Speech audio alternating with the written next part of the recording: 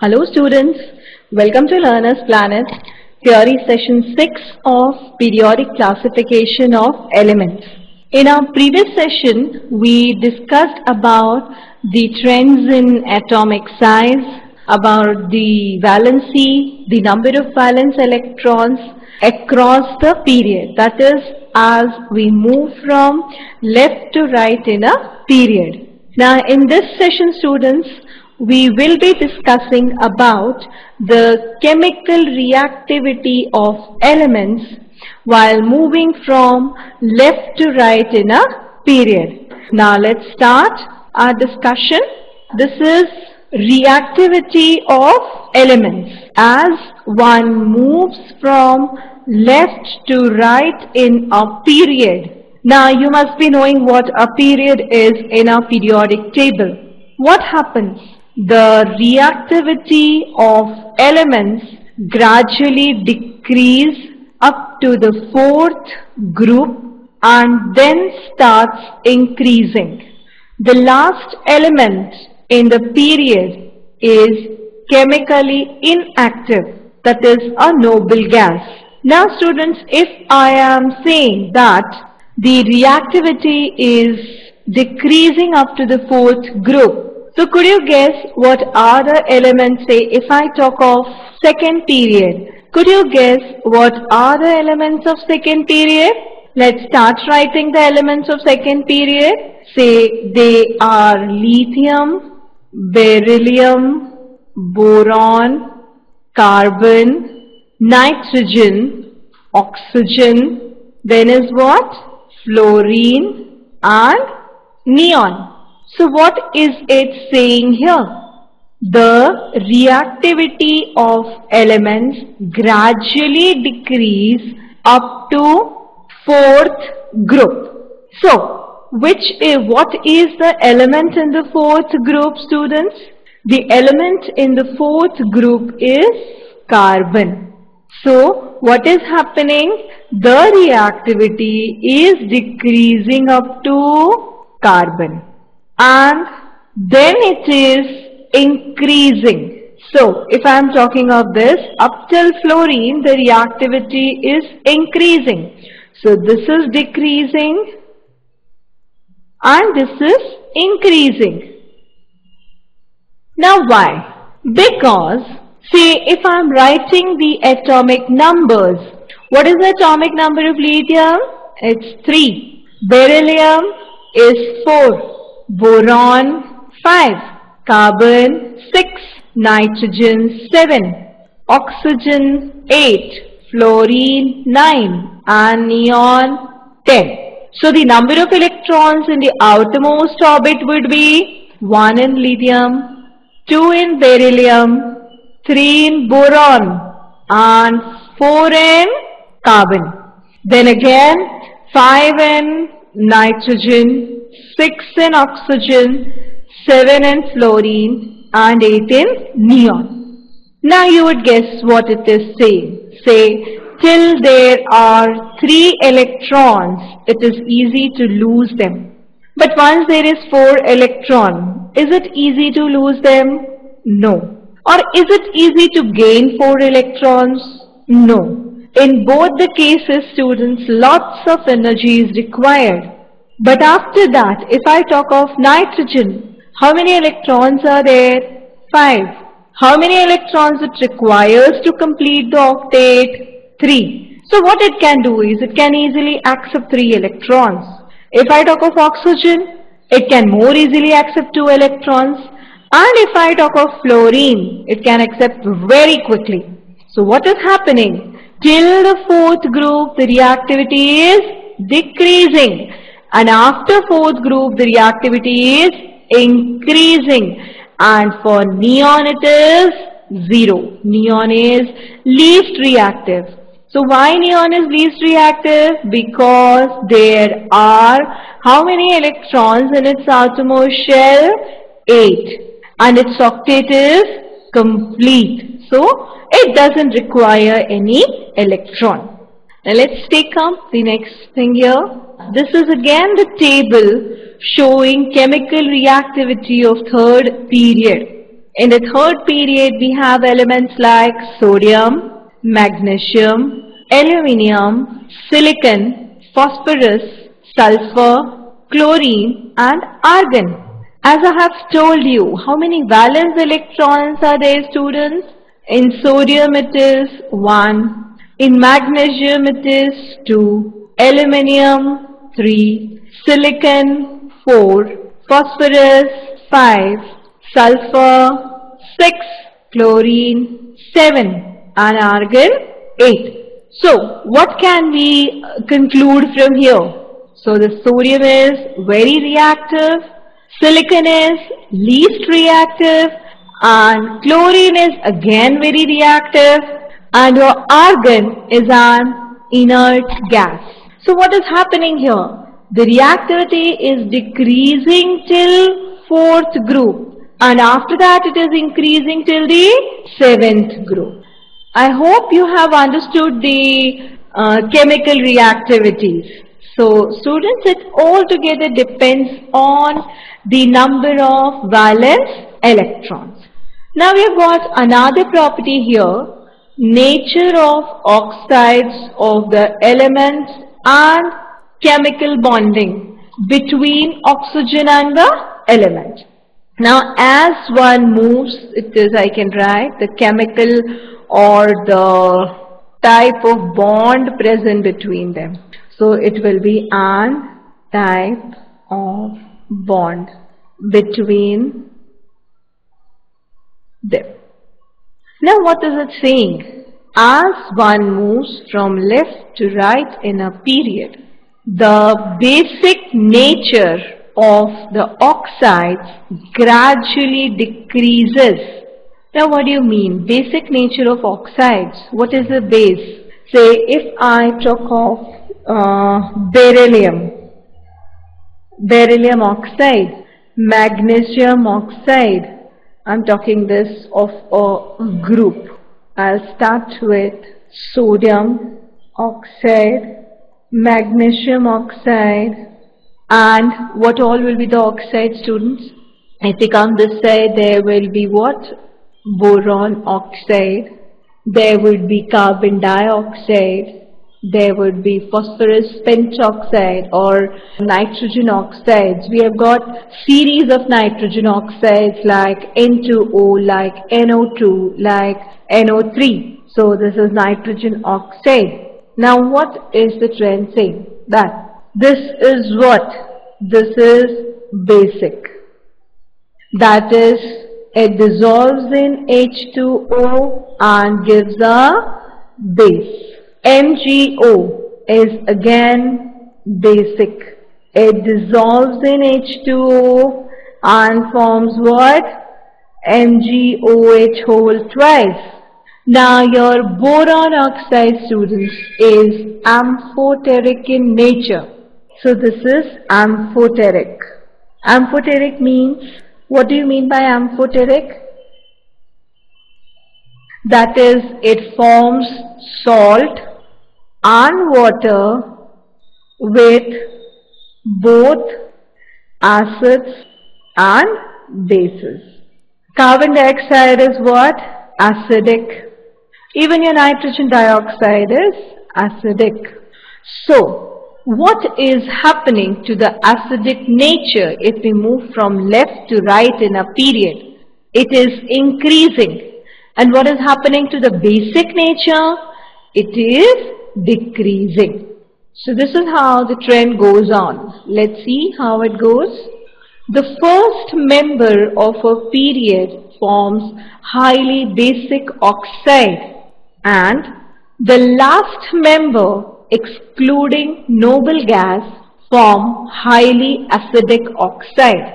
Like the first member of every period, say I'm writing here the second period, third period, the fourth period, fifth period, sixth period. So first member of these periods, these are here lithium, then is sodium, then is potassium, then is rubidium, and then is cesium. Okay, So now, these elements form what type of oxide, students? These are forming highly basic oxides.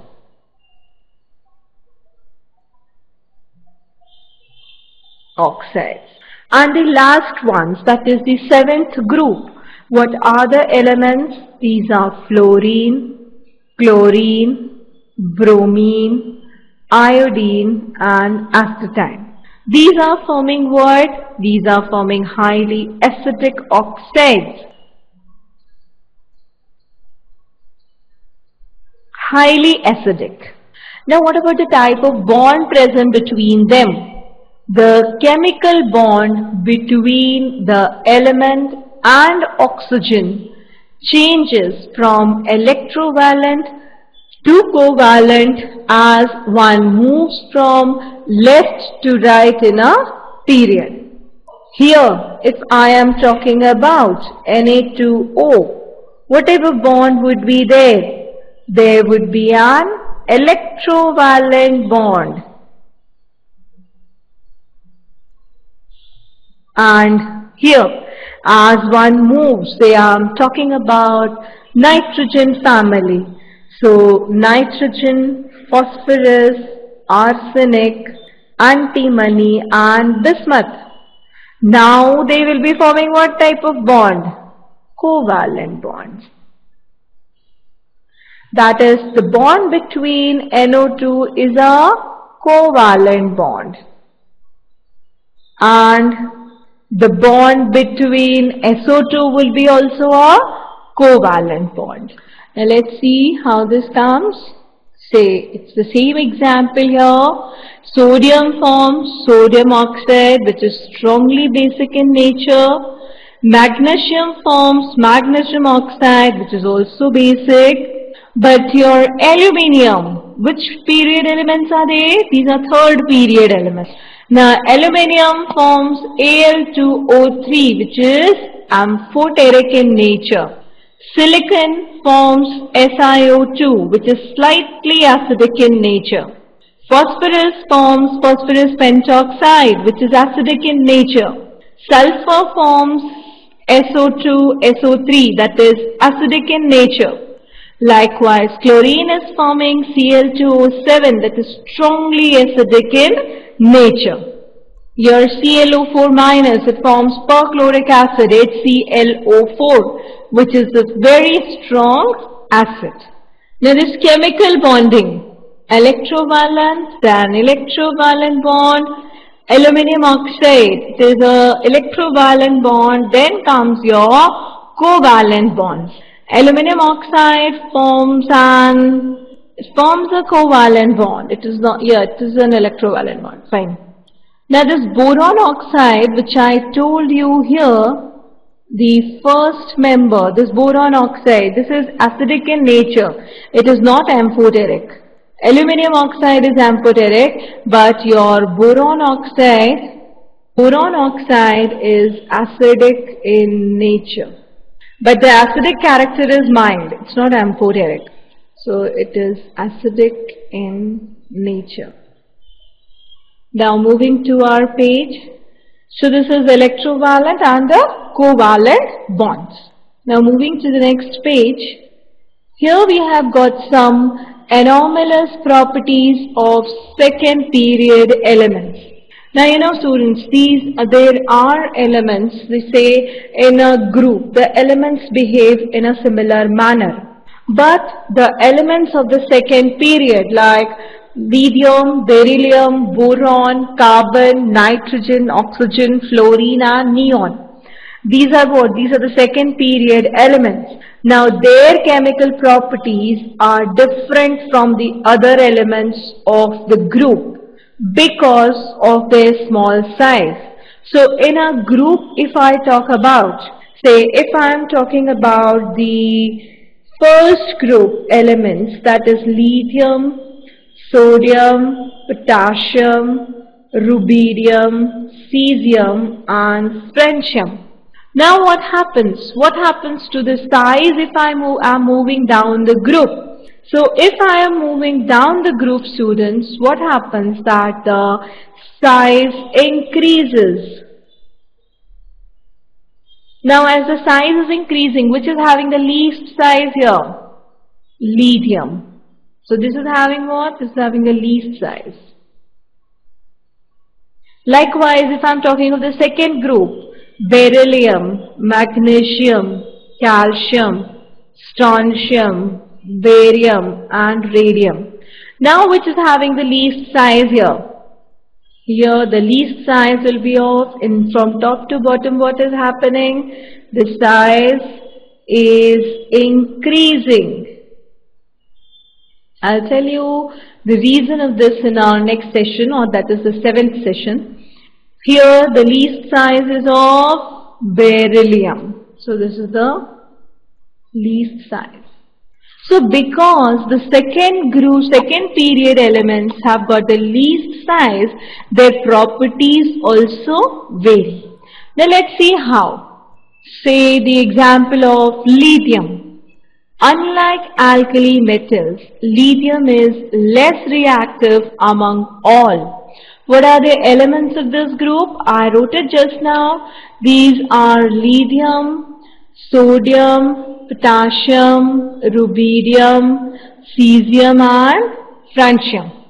Now what is it saying? That all the alkali metals are highly reactive. You should remember, do you remember that I told you the metals like sodium and potassium are kept in kerosene to protect it from oxygen, or because their reaction with oxygen is explosive. So they are highly reactive. But lithium, because of its very small size.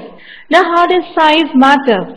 Say if I am taking this lithium atom, what is there, students? This is like lithium nuclei at the center, and there are how many shells? There are only 2 shells. This is the outermost electron. Now what this nucleus does? This exerts strong force of attraction on the electron. So this electron cannot easily move out. Do you know the net force of attraction,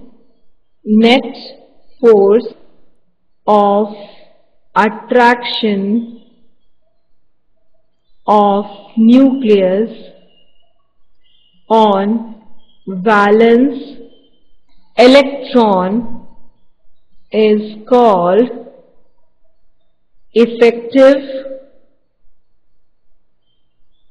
nuclear charge. So this is the net force of attraction of nucleus on the valence electron. Now in this case, students, what is happening? This is lithium, which is very, very small. If I am drawing sodium, what will happen? The size of sodium will be more.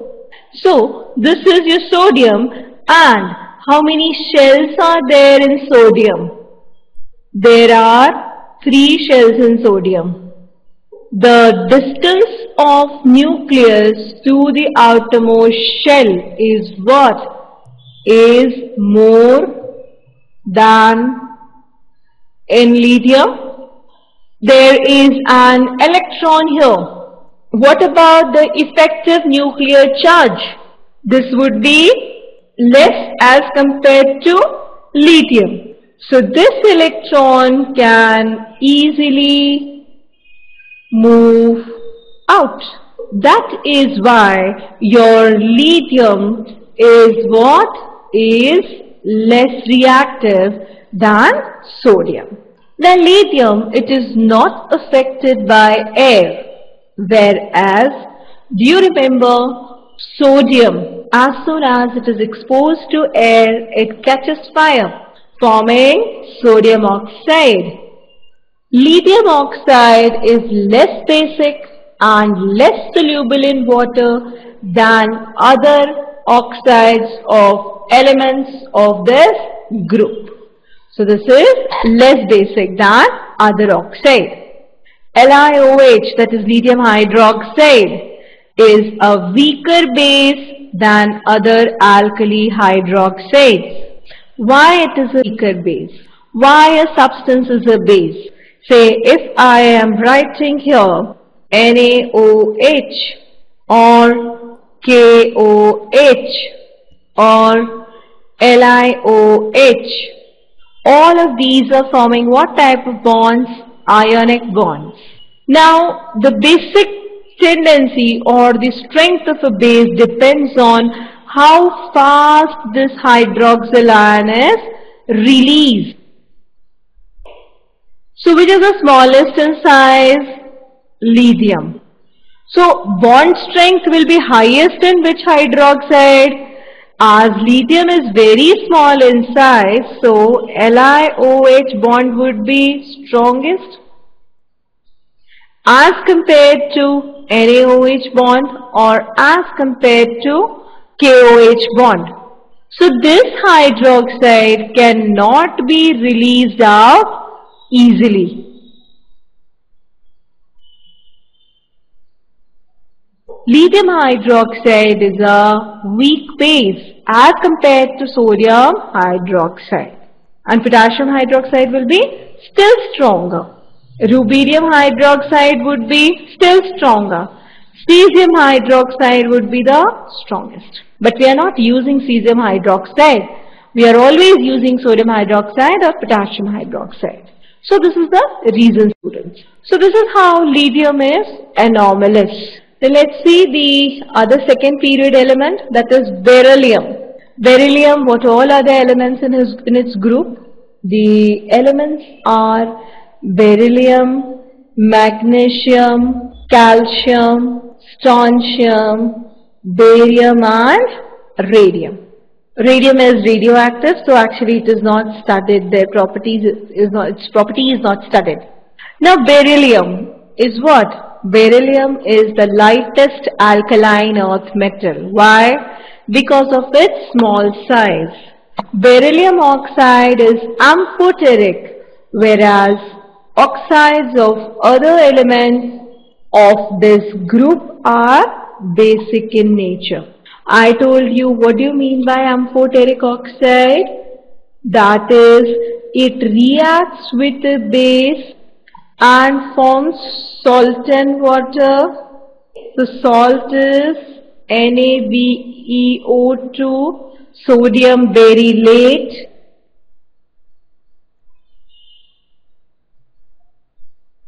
And what it forms is water. And if it reacts with acid, that is HCl, what will it be forming? It will form beryllium chloride and water. It is forming what? Salt with both base and acid. So what is the name of BeCl2? It is beryllium chloride. So this oxide is what? Amphoteric in nature. Whereas if we take oxide of magnesium or calcium or strontium or barium, what are they? They are highly basic in nature. They'll dissolve in water and will form what? Bases. They'll not react with bases. Say a beryllium oxide is reacting with base also, but these will not react with the bases, forming salts. The next element is boron. So what are the elements of this group, students? This is boron, aluminium, gallium, indium and thallium. So what is it? Boron is a typical non-metal, whereas other elements are metals. Say here aluminium, it's a metal, gallium, metal, indium, metal, thallium, metal. Next is boron is a bad conductor of electricity, whereas other members are good conductors. Because they are metals, so they are good conductors of electricity. Boron, it forms covalent compounds only covalent, no electrovalent compound. Whereas others form covalent as well as electrovalent compounds. So that is why this is anomalous. Our next element is carbon. So what are the elements of this group carbon? Carbon, silicon, germanium, tin and lead. So carbon in the group has unique property of catenation. Do you remember catenation? Due to which it forms chains of carbon. Catenation is what? Catenation is the self-linking property. Catenation is self-linking property, because of which it forms chain. Whereas other elements, they do not have. Why this has got this catenation property? Because of its small size. It is the most electronegative element of the group. Rest of them are highly electropositive. Your lead is a metal. Lead forms what? Lead is forming Pb2 plus ions. So these two are non-metals, these two are metalloids. And this is a metal. So these two are non-metals. The next is carbon dioxide is a gas, whereas oxides of other elements of the group are solids. So these are what? These are solids. Okay. So that is your SiO2. CO2 we all know is a gas. SiO2 is a solid. Rest of them all are solids. Well, let's take up the next element here. That is nitrogen. What are the elements of this group, students? It is nitrogen, phosphorus, arsenic, antimony and bismuth. Now in this case, nitrogen forms triple bond with nitrogen, whereas others form single bonds between atoms of other elements of these group, or between their atoms. Say, between their atoms. Say, your nitrogen is forming a triple bond, whereas phosphorus forms the single bond. That is, it exists as a P4 atom and it forms a single bond. It is present at the edge of a regular tetrahedron. Likewise, arsenic, it also forms a single bond between them. So what is anomalous is nitrogen. Nitrogen forms tri-negative ion, that is N3 minus, whereas others do not form. What is this N3 minus ion called? It forms readily. It is nitride ion. Whereas only phosphorus forms phosphide ion, but it doesn't form readily because of the large size. So this is about group 5. Let's take up the next one. That is oxygen. Oxygen is a diatomic gas, whereas others are complex solids. What are the elements of this group? Oxygen, sulfur, selenium, tellurium and polonium. So out of these, this oxygen exists as a diatomic gas, O2, whereas sulfur exists as S8. Now, others are what? Solids, whereas oxygen is a gas. And you know, this is the most or electronegative element of this group. So oxygen is the most electronegative. Oxygen forms double bond with oxygen, whereas others form single bonds between their atoms. Oxygen is forming what? It is forming a double bond, whereas others are forming what type of bonds between their atoms? Single bonds. So this is all about the elements with the anomalous properties. Like your fluorine. Fluorine is the element of group 7. Now this is also what? This is also very small in size, and it is highly electronegative. So you know, in the periodic table, the most electronegative element is fluorine, the most electronegative element. And the most electropositive element, any idea? Fluorine, most electronegative.